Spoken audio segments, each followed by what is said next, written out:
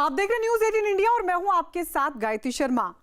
4 भाई 1.25 लाख करोड़ की लड़ाई, दुनिया के बड़े रईसों में शुमार एक परिवार और उस परिवार के बीच करीब 1.25 लाख करोड़ की संपत्ति का विवाद। यह रईस परिवार हिंदुजा ग्रुप का भारतीय मूल का मालिक हिंदुजा परिवार 1914 में मुंबई से हिंदुजा ग्रुप की शुरुआत करने वाले हिंदुजा परिवार में प्रॉपर्टी का विवाद सामने आया है और इस विवाद का दुनिया को पता चला है हिंदुजा परिवार की एक चिट्ठी और लंदन की एक अदालत के फैसले से।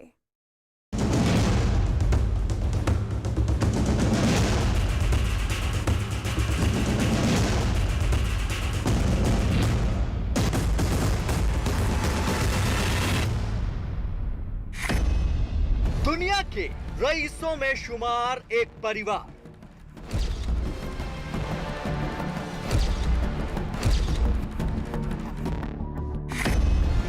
जिसका दुनिया भर में फैला है कारोबार।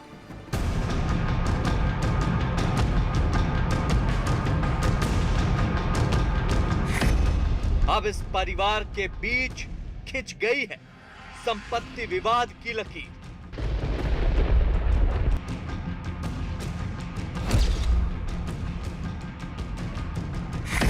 चार भाइयों के बीच करीब 1.25 लाख करोड़ की संपत्ति पर विवाद।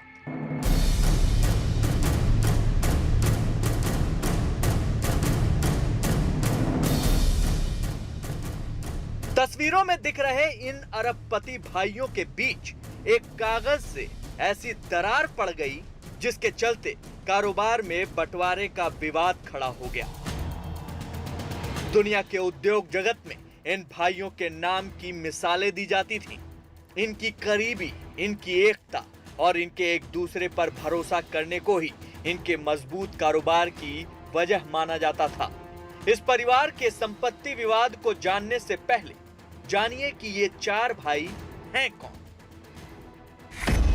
ये 4 भाई हैं हिंदुजा ग्रुप की बुनियाद रखने वाले भारतीय मूल के सेठ परमानंद दीपचंद हिंदुजा के बेटे। पहले बेटे का नाम है श्रीचंद, जो 84 साल के हैं और इंग्लैंड में रहते हैं।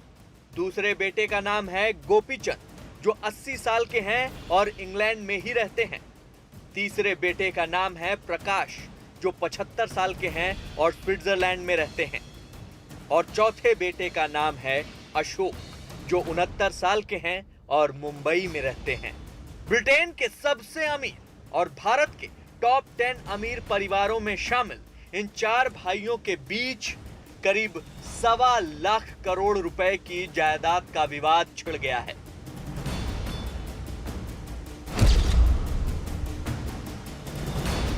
इस परिवार को अगर आप न जानते हो तो ट्रक और बस बनाने वाली कंपनी अशोक लेलैंड और गल्फ ऑयल जैसे नाम सुनकर समझ सकते हैं कि ये कितना बड़ा कारोबारी परिवार है। और अब इस विवाद को समझने के लिए चलना होगा लंदन।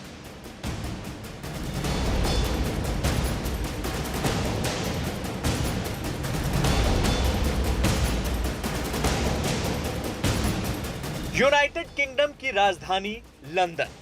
यहीं भारतीय मूल का कारोबारी हिंदुजा परिवार रहता है और यहीं की एक अदालत से इन 4 भाइयों के बीच संपत्ति विवाद सामने आया। हिंदुजा भाइयों के बीच एक चिट्ठी को लेकर जंग छिड़ गई है। इस चिट्ठी का खुलासा लंदन की अदालत में 23 जून को हुआ। इस चिट्ठी में लिखा गया है कि चारों भाई ये मानते हैं कि जो भी दौलत किसी एक की है वो सब की है और इस पर चारों भाइयों ने हस्ताक्षर किए। लेकिन 2020 के जून महीने में चारों भाइयों के बीच यही चिट्ठी विवाद की वजह बन गई। इस चिट्ठी की जानकारी भी इसी अदालत के एक फैसले से मिली। लंदन की एक अदालत ने 6 साल पुरानी उसी चिट्ठी पर फैसला सुनाया है। जज ने कहा कि चिट्ठी के जरिए 3 भाइयों ने स्विट्जरलैंड के हिंदुजा बैंक पर नियंत्रण की कोशिश की। छोटे भाई गोपीचंद, प्रकाश और अशोक हिंदुजा ने चिट्ठी से बैंक पर अपना अधिकार जताया है, जबकि बड़े भाई श्रीचंद हिंदुजा ने कहा कि चिट्ठी का कोई कानूनी आधार नहीं है। ऐसे में सवाल ये कि क्या एक चिट्ठी के आधार पर 1.25 लाख करोड़ की संपत्ति का फैसला हो सकता है? वो विवाद जो हिंदुजा बैंक को लेके हुआ है। हिंदुजा बैंक जो है वो श्रीचंद पी हिंदुजा के नाम में शो कर रहा है कि वो श्रीचंद पी हिंदुजा का नाम है, और उसमें तीनों और जो भाई हैं उन सभी भाइयों ने उस पर अपना एक जो अधिकार है उसको क्लेम किया है। लंदन की अदालत ने माना है कि हिंदुजा बैंक के पूरे अधिकार और संपत्ति परिवार में सबसे बड़े भाई श्रीचंद हिंदुजा के नाम पर थी, लेकिन 4 साल पुरानी वो चिट्ठी क्या कहती है जिससे ये विवाद खड़ा हो गया। 2014 में लिखी गई इस चिट्ठी में दर्ज है कि एक भाई की दौलत सभी भाइयों की है और हर भाई अपने दूसरे भाई को अपना एग्जीक्यूटर बनाएगा। ऐसे में सवाल ये कि एग्जीक्यूटर का मतलब क्या है और कानून इस पर क्या कहता है। एग्जीक्यूटर का मतलब ये है कि यदि कोई व्यक्ति स्वयं में कोई कार्य करने में सक्षम नहीं है तो दूसरा भाई उनकी जगह वह काम कर सकता है, तो दूसरा भाई एग्जीक्यूट कर सकता है एक दूसरे भाई के बिहाफ पर। यह विवाद सिर्फ 4 भाइयों के बीच नहीं है, इस विवाद में हिंदुजा परिवार की तीसरी पीढ़ी भी शामिल है।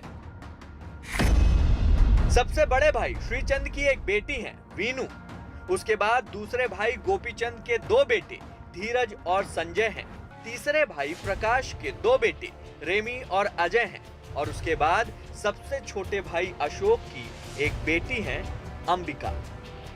अब श्रीचंद हिंदुजा और उनकी बेटी वीनू चाहते हैं कि अदालत ये तय करे कि इस चिट्ठी का कोई असर नहीं होना चाहिए और इसे वसीयत न माना जाए।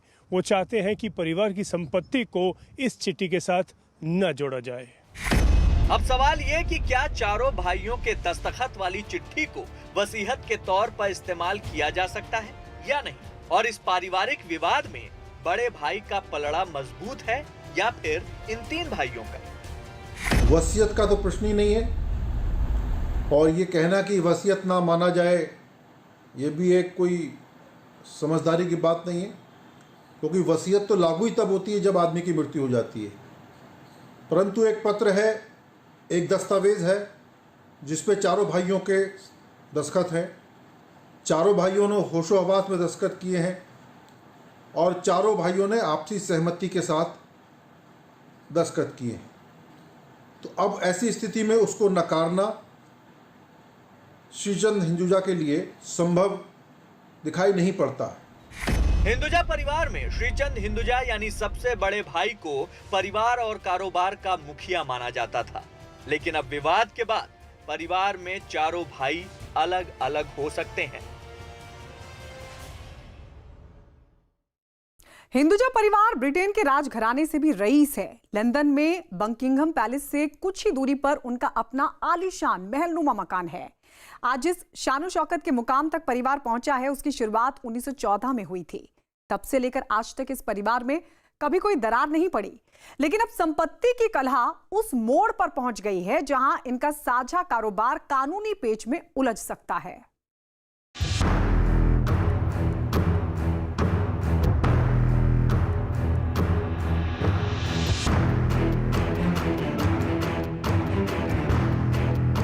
हिंदुजा परिवार का कारोबार आज दुनिया के 6 महाद्वीपों में फैला हुआ है और इस कामयाबी की वजह मानी जाती रही है हर भाई का एक दूसरे पर आंख मूंद कर भरोसा।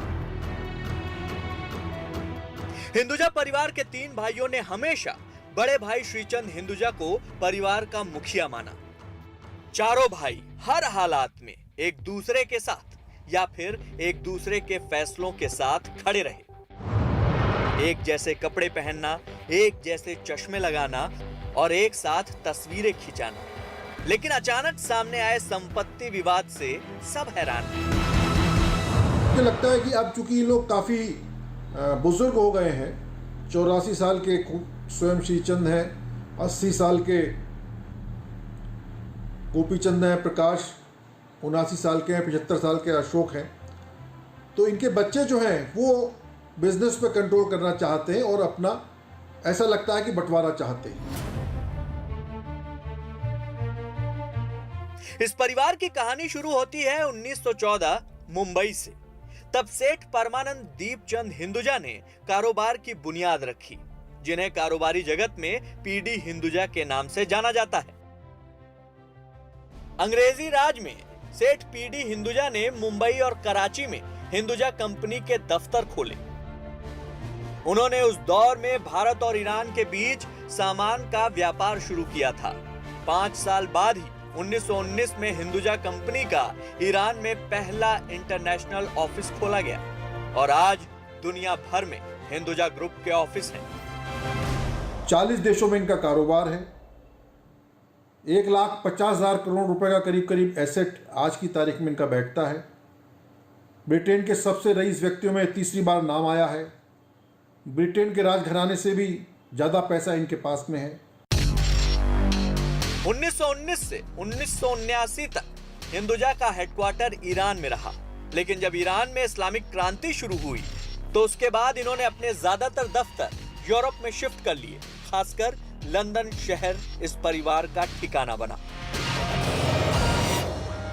1979 में ये लोग, जिसमें 2 बड़े भाई श्रीचंद हिंदुजा और गोपीचंद हिंदुजा, लंदन के लिए चले गए और छोटे भाई प्रकाश हिंदुजा ये जिनेवा स्विट्जरलैंड चले गए और वहाँ पे बैंक की स्थापना की गई और बाकी सारे बिजनेस वहाँ से उन्होंने देखे। आज के दौर में इस परिवार का अपना मकान लंदन की महारानी के बकिंघम पैलेस से कुछ ही दूरी पर है।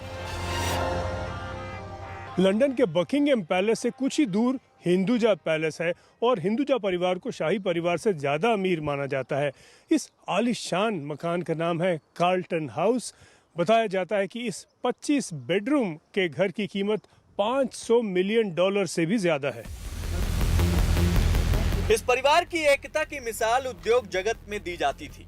80 के दशक में हिंदुजा परिवार पर बोफोर्स तोप सौदे में स्विट्जरलैंड की फर्म से कमीशन लेने का आरोप लगा था। तब भी परिवार के दोनों बड़े भाई हाथ थामकर साथ चलते दिखे थे और आरोप से बरी भी हुए। इसी साथ के चलते परिवार ने दुनिया भर में अपना कारोबार फैलाया। कनाडा में हिंदुजा ग्रुप की इंडस्ट्रियल फ्लूइड बनाने की फैक्ट्री है। अमेरिका में कई factory, health care company, outsource company है। अर्जेंटीना में गल्फ ऑयल का प्लांट है। ब्राजील में केमिकल प्लांट है। अफ्रीका में अशोक लेलैंड की फैक्ट्री है। स्विट्जरलैंड में हिंदुजा बैंक, लंदन में इलेक्ट्रिकल बस बनाने का प्लांट है। जर्मनी में केमिकल प्लांट है और स्पेन में भी केमिकल प्लांट है। ऑस्ट्रेलिया में केमिकल प्लांट है। हांगकांग में मरीन ल्यूब्रिकेंट कंपनी है। चीन में ऑयल ब्लेडिंग प्लांट है। यूएई में अशोक लेलैंड ट्रक बस बनाने का कारखाना है। बांग्लादेश में अशोक लेलैंड का प्लांट है और भारत में इंडसइंड बैंक सहित हिंदुजा लेलैंड वाहन फाइनेंस, आईटी कंपनी के कई ब्रांच और अशोक लेलैंड के कई प्लांट हैं। परिवार की तीसरी पीढ़ी अब कारोबार संभाल रही है। और ये सभी लोग सभी कंपनियों में, कोई चेयरमैन एमेरिटस है, कोई दूसरे भाई का बेटा उसमें वाइस चेयरमैन है, तीसरे भाई का बेटा उसमें सीईओ है। इस घराने की कारोबारी यात्रा अब तक बहुत शानदार रही है, लेकिन अब बाजार में शंकाएं उभरने लगी हैं। तो ये जो अगर जो विवाद चल रहा है, ये चलता रहा और इसमें अगर समझौता नहीं हुआ तो निश्चित रूप से ये विवाद इसको पूरी तरीके से डिवास्टेशन की तरफ भी ले जा सकता है।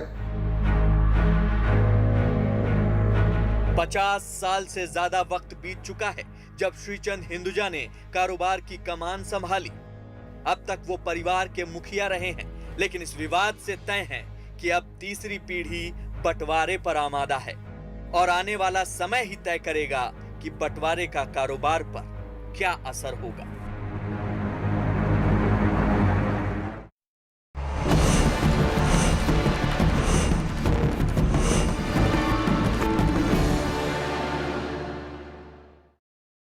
चीन की चाल में बलि चढ़ेगा नेपाल। जानते हैं क्यों? क्योंकि चीन से धोखा खाने के बावजूद नेपाल संभलने का नाम नहीं ले रहा। भारत के साथ सीमा विवाद के बाद नेपाल ने एक बार फिर महाकाली कॉरिडोर का काम तेज कर दिया है। यह सड़क भारत नेपाल सीमा के धारचूला होते हुए तिनकर तक जाती है, जो चीन की सीमा से लगता है। बताया यही जा रहा है कि इस सड़क की मदद से नेपाल भारत की सड़कों पर निर्भरता कम करना चाहता है, लेकिन हकीकत यह है कि वो सड़क चीन के काम भी आ सकती है। नेपाल ने तो चीन सीमा से लगते इलाके में हेलीपैड तक बना लिया है।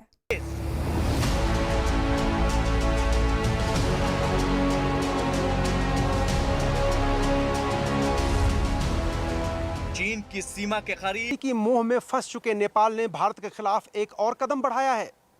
नेपाल ने उत्तराखंड के पिथौरागढ़ के सीमावर्ती इलाके में सड़क का निर्माण तेज कर दिया है। हालांकि यह सड़क पिछले कई सालों से बन रही थी, लेकिन भारत और चीन के बीच गहराते विवाद के बीच नेपाल ने इस सड़क पर काम तेज कर दिया है। भारत के खिलाफ नेपाल और चीन की दोस्ती के बीच सड़क निर्माण के कार्य को तेज करने से कई सवाल उठने लगे हैं। नेपाल की यह सड़क धारचूला तिनकर के सीमावर्ती इलाके में बन रही है, जिसका नाम है महाकाली कॉरिडोर। इस सड़क की मदद से नेपाल की पहुंच चीन की सीमा तक हो जाएगी। धारचूला तिनकर नेपाल और उत्तराखंड के पिथौरागढ़ का सीमावर्ती इलाका है। धारचूला और तिनकर के कुछ गांव नेपाल के हिस्से में भी पड़ते हैं। नेपाल अपने हिस्से में धारचूला से तिनकर तक 135 किलोमीटर लंबी सड़क तैयार कर रहा है। इस सड़क की मदद से नेपाल की चीन सीमा तक पहुंच आसान हो जाएगी। डेवलपमेंट के नाम पे ये रोड बन रही है तो भारत उसके विरोध नहीं करता। समस्या इस बात की है कि डेवलपमेंट के नाम पे ये नेपाल इस समय भारत विरोधी नीतियां अपना रहा है और ये नीतियां चाइना के कहने से कर रहा है। ऐसा देखने में यह मामला जितना सीधा दिख रहा है उतना है नहीं। ऐसे कई मामले हैं जो इस सड़क को लेकर नेपाल की मंशा पर सवाल खड़े कर रहे हैं।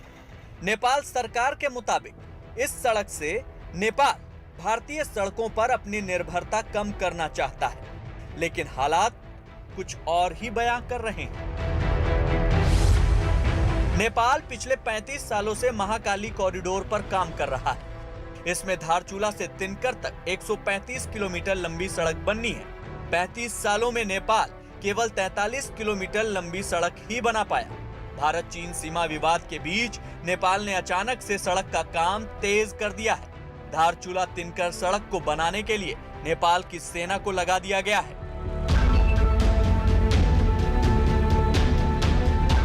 सवाल ये खड़ा होता है कि भारत चीन में सीमा विवाद, नेपाल की चीन से नजदीकी, फिर इस सड़क बनाने की काम में तेजी, ये सब महज संयोग है या कुछ और? क्योंकि इस सड़क से नेपाल चीन के सड़क संबंध मजबूत होंगे। भारत की सीमा पर पेट्रोलिंग भी आसान हो जाएगी। इस तरीके से नक्शा का पब्लिकेशन, फिर उसके अलावा इस सड़क का निर्माण और उसमें सेना का इन्वॉल्वमेंट, सेना बनाएगी उस सड़क को, ये सब एक भारत इसको अच्छी नज़र से नहीं देखता। ये भारत विरोधी गतिविधियों में शामिल। भारत ने उत्तराखंड में पिथौरागढ़ से लगती चीन सीमा पर लिपुलेख तक सड़क बनाई थी। इससे चीन चिढ़ा हुआ था। फिर चीन ने नेपाल को अपने बहकावे में लिया, कर्ज के जाल में फंसाया और भारत के खिलाफ नेपाल का इस्तेमाल करने लगा। नेपाल की महाकाली कॉरिडोर का इलाका काफी दुर्गम पहाड़ियों वाला इलाका है, जहां पर सड़क निर्माण का काम काफी मुश्किल माना जाता है। खबरों के मुताबिक नेपाल ने चीन की सीमा के पास एक हेलीपैड का निर्माण कर लिया है। कहने के लिए तो यह हेलीपैड सड़क निर्माण में मदद के लिए है, लेकिन अंदेशा कुछ और ही है। नेपाल ने भारत की सीमा के पास घाटिया बागर इलाके में हेलीपैड तैयार कर लिया है। नेपाल का ये हेलीपैड चीन की सीमा के करीब पड़ता है। हवाला दिया जा रहा है कि हेलीपैड कैलाश मानसरोवर यात्रियों के काम भी आ सकता है। हेलीपैड का बनाना, जो कि चाइना और भारत के बॉर्डर के करीब है, वहाँ से उसका इस्तेमाल करना, ये सब चीज़ें बगैर भारत को कॉन्फिडेंस में लिए हुए इस तरह की गतिविधियाँ करना, मैं समझता हूँ नेपाल के लिए ये अच्छा नहीं है। नेपाल को बहुत इसका खमियाजा भुगतना पड़ेगा। एलएसी के साथ चीन से लगती दूसरी सीमाओं पर भारत की सड़कों से चीन परेशान है। भारत की ये तेजी चीन को रास नहीं आ रही है। ऐसे में नेपाल को अपने साथ लेकर चीन के राष्ट्रपति शी जिनपिंग भारत को जवाब देना चाहते हैं। नेपाल की ये सड़क भी चीन की कूटनीतिक रणनीति का हिस्सा हो सकती है।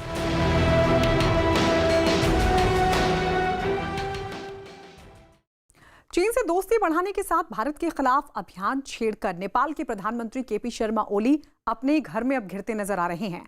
पार्टी के अंदर इस्तीफे तक की मांग उठने लगी है। संसद में विपक्ष के कई सांसद विरोध में उतर आए हैं। सड़कों पर ओली घोटाले के आरोपों को लेकर पहले से ही घिरे थे। अब चीन के मुद्दे पर भी नेपाल के प्रधानमंत्री ओली के खिलाफ आम जनता ने खोल दिया है मोर्चा।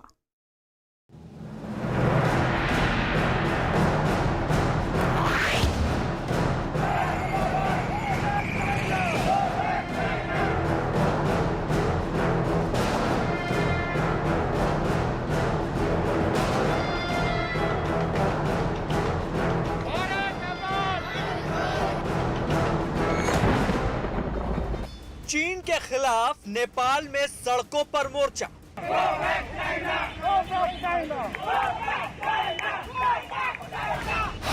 नेपाल के प्रधानमंत्री ओली के खिलाफ नारेबाजी।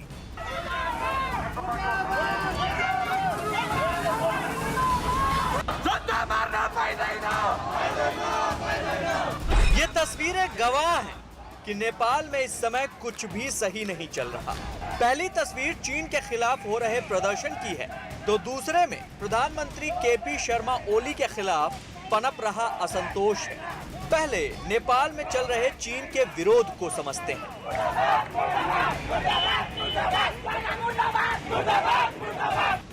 भारत विरोध के नाम पर नेपाल की मौजूदा कम्युनिस्ट पार्टी की सरकार ने अपने देश की संप्रभुता को ही दांव पर लगा दिया है। चीन से मिले कर्ज के बदले नेपाल ने अपने गांव चीन के नाम कर दिए हैं। हालांकि नेपाल के विदेश मंत्रालय ने चीन को जमीन देने से जुड़ी खबरों का खंडन किया है, लेकिन नेपाल में सत्ता पर बैठी कम्युनिस्ट पार्टी में जो बवाल खड़ा हुआ है वो कुछ और ही इशारा करता है। गलवान में मुंह की खाने के बाद चीन ने कुटिल चाल चली और नेपाल को अपने साथ मिला लिया। नेपाल में कोई और सरकार होती तो शायद चीन की ये चाल कामयाब नहीं होती, लेकिन नेपाल की मौजूदा कम्युनिस्ट सरकार का रुख अक्सर हिंदुस्तान के खिलाफ ही रहा है। नेपाल के प्रधानमंत्री केपी शर्मा ओली तो भारत के खिलाफ इतनी दूर तक जा चुके हैं कि वो अब अपनी पार्टी में ही अलग थलग पड़ गए हैं। नेपाल में सत्ता पर बैठी कम्युनिस्ट पार्टी के अध्यक्ष हैं पुष्प कमल दहल प्रचंड, जिन्होंने कुर्सी से अपना मोह त्याग कर खुद ओली के लिए रास्ता साफ किया था।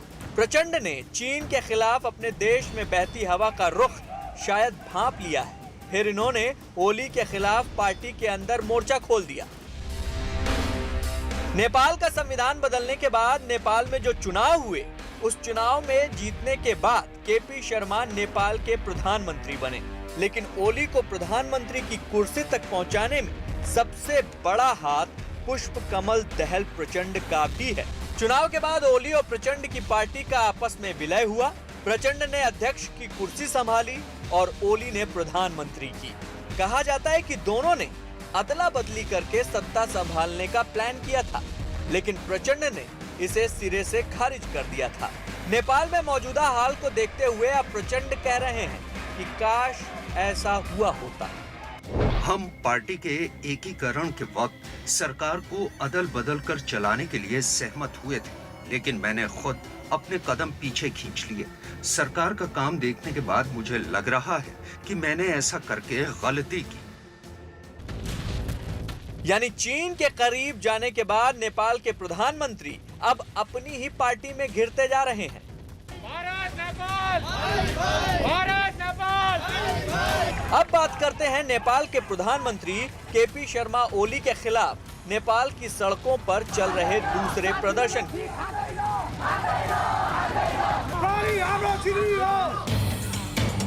नेपाल के युवा कोरोना राहत घोटाले के खिलाफ सड़कों पर उतर पड़े हैं। नेपाल की सरकार पर कोरोना काल में करोड़ों का घोटाला करने का आरोप लगा है। नेपाल की ओली सरकार पर कोरोना काल में 1000 करोड़ रुपए का घोटाला करने का आरोप लगा है। नेपाल की मुख्य विपक्षी पार्टी नेपाली कांग्रेस खर्चे का हिसाब संसद में पेश करने की मांग कर रही है। नेपाली कांग्रेसी सांसद गगन थापा के मुताबिक सरकार ने केवल 5 टेस्ट मशीन और 25,000 टेस्ट किट खरीदे, जबकि ओली सरकार ने महामारी राहत में 1000 करोड़ रुपए का खर्च बताया है। माना जाता है कि इस विरोध को खत्म करने के लिए अपने ऊपर लगे भ्रष्टाचारों के आरोप से बचने के लिए ओली ने भारत विरोधी दांव खेला है। इन सब मुद्दों को लेकर केपी शर्मा ओली को पार्टी के साथ सड़कों पर जनता का भी विरोध झेलना पड़ रहा है। ऐसे में चीन की चाल में फंसने के बाद नेपाल सरकार की मुसीबत और बढ़ गई है।